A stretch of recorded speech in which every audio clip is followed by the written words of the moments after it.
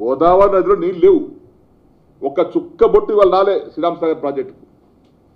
అదే వల్ల ప్రాణహిత ద్వారా 255 టీఎంసీ నీళ్ళు ఇప్పటికీ సముద్రంకి వెళ్ళిపోయినాయి. 255 టీఎంసీ వాటర్ ఓన్లీ ప్రాణహితకి వెళ్ళి సముద్రం పోయినాయి. కానీ గోదావరి నుంచి గోదావరి నది వారి పరివాహక ప్రాంతంలో చుక్కబొట్టు నీరు వర్షం పడక ఒక చుక్కబొట్టు రాలే. ఇంకెప్పుడు వస్తాయండి నీళ్ళది? జూన్, జూలై, ఆగస్టు వెళ్ళిపోయా. ఇంకెప్పుడైతే పంటలు వేసుకోవాలి? ఇది గ్రహించినటువంటి ముఖ్యమంత్రి గారు తక్కువ ఖర్చుతో ఒక సుమారు 1000 కోట్ల రూపాయల ఖర్చుతో కేవలం ఒక 30 మీటర్ల ఎత్తుతో లిఫ్ట్ చేస్తే దాదాపు శ్రీరామ్ సాగర్ కెపాసిటీ 90 టీఎంసీలు ఉంది. ఈ 90 టీఎంసీ నీటిని ప్రాణహిత నది ద్వారా వచ్చేటువంటి నీటిని మేడిగడ్డ ద్వారా వద్ద నిర్మించినటువంటి బ్యారేజు, పైన నిర్మించినటువంటి అన్నారం బ్యారేజు, పైన నిర్మించిన సుందిల బ్యారేజు, ఎల్లంపల్లి ద్వారా మిడ్మానేర్ డ్యామ్ ద్వారా లిఫ్ట్ చేసుకొని రోజుకొక టీఎంసీ నీటిని శ్రీరామ్ సాగర్ ప్రాజెక్టు నింపడానికి కోసం అది ఎప్పటికల్లా జూన్ కంటే ముందు నింపెట్టుకోవాలి. రైతు భరోసా కలగాలి. మిరుగమప్పుడు మురుగశ కార్తకి మాకు నీళ్లున్నాయి, నార్మల్లో పోసుకోవాలా, పంటలు వేసుకోవాలనే ఆలోచన కలగాలి. అంతకంటే ముందే మే మాసంలోనే ముందే ఈ శ్రీరామ్ సాగర్ ప్రాజెక్ట్ని ఈ యొక్క లిఫ్ట్ ద్వారా ఫ్లడ్ ఫ్లో కెనాల్ ద్వారా తీసుకొచ్చి శ్రీరామ్ సాగర్ ప్రాజెక్టులో నింపబోతున్నాం.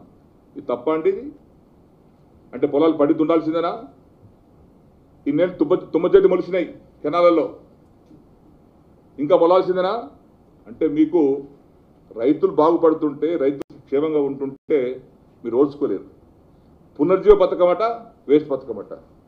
ఈ పునర్జీవ పథకం వస్తుంది, సంవత్సర కాలంలో పూర్తవుతుంది.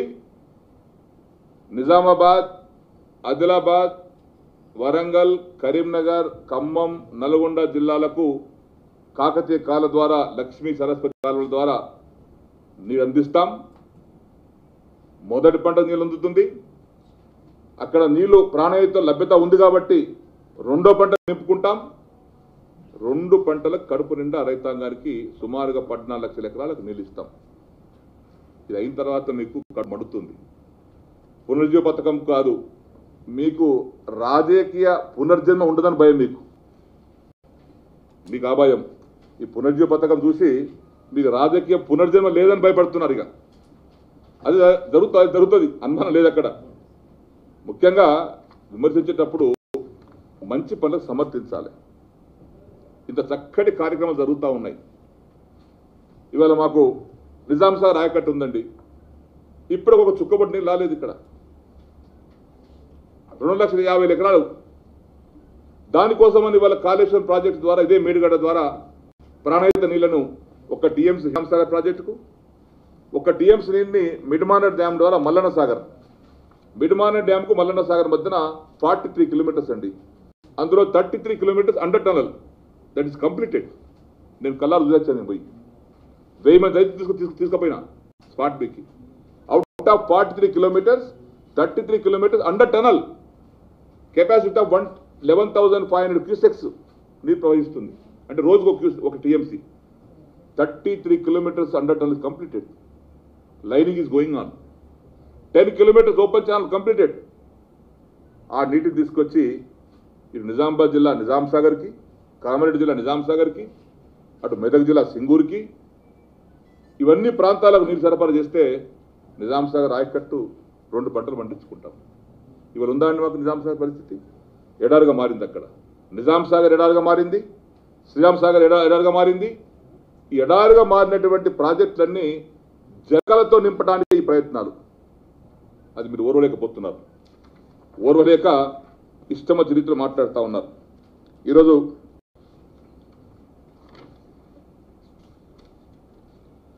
ఇంకా వీళ్ళు కాలు అడ్డం పెడతా ఉన్నారు. ఇప్పటికే 119 కేసులు వేశారు. ఆ భగవంతుడు మాకు అనుగ్రహిస్తున్నాడు. న్యాయస్థానాలు న్యాయం చెప్తున్నాయి. ఇప్పుడు మాకు న్యాయం జరుగుతుంది. అడుగడుగున అడ్డంకులే. కాంగ్రెస్ పార్టీ కార్యకర్తలతో, నాయకులతో కేసులు వేయించడం. మీ హాయంలో ఎంత ఇచ్చారని ఎకరానికి? 80,000 ఇచ్చారు నష్టపరిహారం నిర్వాసితులకు. మేము ఇలా 6 నుంచి 10 లక్షలు ఇస్తున్నాం. మీకు కడుపు మండుతుంది. రైతులు ఆనందంగా ఉన్నారు. భూమి నిర్వాసితులు ఇవ్వటానికి సిద్ధంగా ఉన్నారు.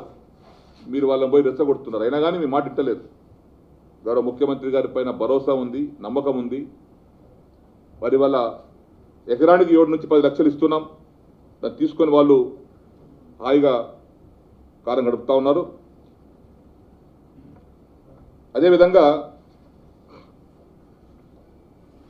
ముఖ్యంగా మీ హయాంలో వదిలిపెట్టినటువంటి ప్రాజెక్టులన్నీ పూర్తి చేయడంతో పాటు వచ్చే సంవత్సరం నాటికి ఇటు పాలమూరు లిఫ్ట్ ఇరిగేషన్ కానీ, కాళేశ్వరం లిఫ్ట్ ఇరిగేషన్ కానీ, దిండి లిఫ్ట్ ఇరిగేషన్ కానీ, ఖమ్మంలో సీతారామ ప్రాజెక్టు కానీ, ఇవన్నీ ప్రాజెక్టు పూర్తి చేసుకొని ప్రతి ఎకరం నీళ్ళు ఇవ్వాలి. ఆత్మహత్యలు లేనటువంటి తెలంగాణగా తయారు చేయాలి. అప్పు రైతుగా తయారు చేయాలి. అప్పు లేని రైతుగా తయారు చేయాలి. డెఫినెట్గా అవుతుంది. 2 పంటలు 3 సంవత్సరాలు ఆబి తాబి యాసంగి వానకాలం 2 పంటలు పండితే డెఫినెట్గా రైతు దగ్గర డబ్బులు వస్తాయి. ఇవాళ రైతులకు 4,000 రూపీస్ ఇన్పుట్ సబ్సిడీ ఇవ్వబోతున్నాం. ఇవి కడుపు పండుతుంది. ఇది రేపు వచ్చే మే మాసంలో వారి ఖాతాలు వేయబోతున్నాం. రేపు వచ్చే మే మాసానికి నీళ్ళు రాబోతున్నాయి. ఇటు పెట్టుబడి ఇస్తున్నాం, అటు నీళ్ళు వస్తున్నాయి. గ్రామాలకు వెళ్తే ప్రజలు మేము నిలదీస్తారు. అది భయం. మీ కాళ్ళ కింద భూమి కదులుతుంది. ఏమైనా కేసీఆర్ గారు వచ్చి 3 సంవత్సరాల్లోనే ఇంత పని చేసినప్పుడు మీరు 60 ఏళ్ళ పరిపాలన చేస్తారు కదా, ఈ పని ఎందుకు చేయకపోతుంది అని నిలదీస్తారని భయంతో అడ్డంకులు సృష్టిస్తున్నారు. అడ్డమైన తగాదాలు సృష్టిస్తున్నారు. మీరు ఎన్ని సృష్టించినా, ఎన్ని తగాదాలు పెట్టినా ముఖ్యమంత్రి గారు తలచినటువంటి సంకల్పం ఆగది. రైతాంగం మంచి భవిష్యత్తు ఇవాళ రాబోతుంది. 4,000 రూపాయలు ముందస్తు పెట్టుబడి, సాగునీరు ఇస్తున్నాం, కడుపు నిండా కరెంట్ ఇస్తున్నాం. అది కూడా మీకు కడుపు నొప్పే. కరెంట్ రాదు, తెలంగాణ వస్తే పోయింది అనుకున్నారు, సంతోషపడదాం అనుకున్నారు. కానీ వాళ్ళ ఏ రైతు కూడా రోడ్డు మీకు రాకుండా సత్వరమే పరిష్కారం చేసి ఇవాళ కరెంటు కొరత లేకుండా చేశాం. ఇవాళ కరెంటు కొరత లేదు. వచ్చే కొద్ది రోజుల్లో సాగునీటి కొరత ఉండదు. వచ్చే కొద్ది రోజుల్లో పెట్టుబడితో పాటు రైతులు పంట పుష్కల పండిస్తారు.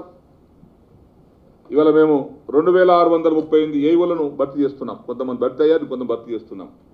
2,638 గ్రామ రైతు సంఘాలు ఏర్పాటు చేయబోతున్నాం.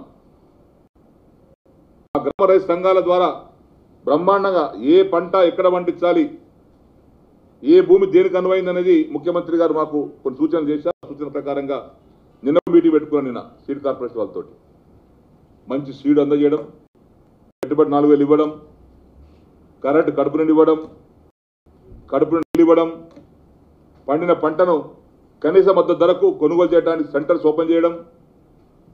ఇవన్నీ చూస్తుంటే రైతాంగానికి ఒక మంచి భవిష్యత్తు రాబోతోంది.